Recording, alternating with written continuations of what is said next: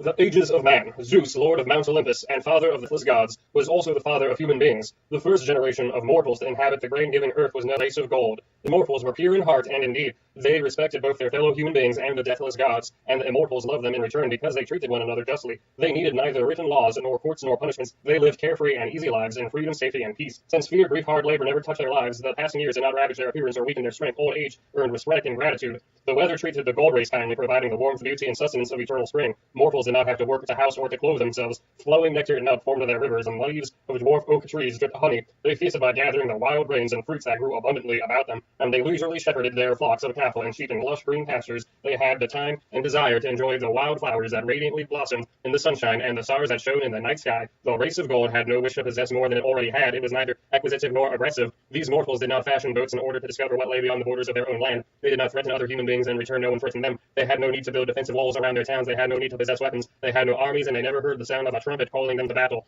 They died as peacefully as they had lived. Death came in the form of gentle sleep. After their bodies became part of the earth, their spirits roamed across the land, hidden by the mists. They protected the living from any danger and taught them how to lead a just life. When the first generation had passed away, Zeus created a second generation of mortals. They were the race of silver, and they were far less virtuous than the race of gold. Although their bodies matured with the passage of time, the silver race remained juvenile in spirit. For 100 years, each child stayed at home with his or her mother, isolated from the companionship of human beings. During this time, these mortals devoted their lives solely to the pursuit of childish pleasures. As a result, the lives of adults in the silver race were short and unhappy. They never learned to treat one another with kindness and consideration, and their selfish behavior created injustice and war. They did not respect deathless gods and made no effort to please them. Because the silver race honored neither gods nor mortals, Zeus became angry with them. The father of gods and mortals changed the weather from eternal spring to a year of 4 seasons, which ran from the icy cold of winter to the blistering heat of summer. Caves and sheltered forests there no longer provided sufficient protection from the weather, so the silver race built the first houses. Food was now less plentiful. The people began to yoke oxen in pairs and drive them across the fields twice a day during the growing season. First to plant seeds of corn and later to reap the mature ears. Zeus brought their life to an early end, and when their bodies became part of the earth, their spirits entered the underworld. Then Zeus, father of the gods and mortals, created a third generation of mortals, which became known as the race of bronze. Because their weapons, tools were bronze, these mortals were far inferior to the silver race because they were so cruel. They loved Ares, god of war, above all other gods. They lived by the sword. Their brute strength made them powerful, but their hearts were as unresponsive as the hardest rock. Despite their strength and power, members of the bronze race died young. They brought black death upon themselves through endless violence and war. When their bodies became part of the earth, their shades descended into the dark, dismal underworld, and they left nothing of worth behind to give good name. Next, Zeus created a fourth generation of mortals, which became known as the race of heroes. These human beings were more noble and virtuous than the members of the silver or bronze race. Some of them died in the war against Troy and in other wars, but Zeus placed those who survived upon the island, the blessed at the ends of the earth. There, the heroes still live along the shore of Oceanus,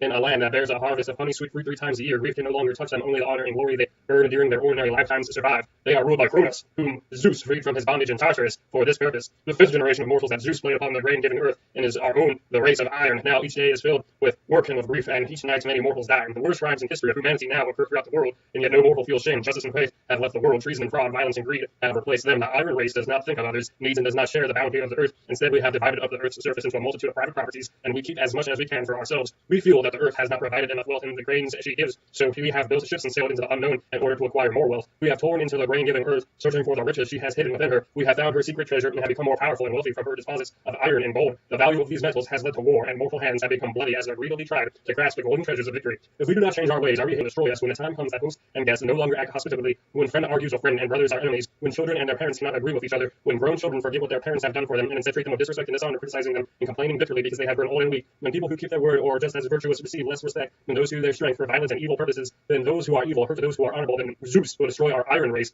For we will have shown the father of the gods and immortals that we are unfit to inhabit the earth that sustains us.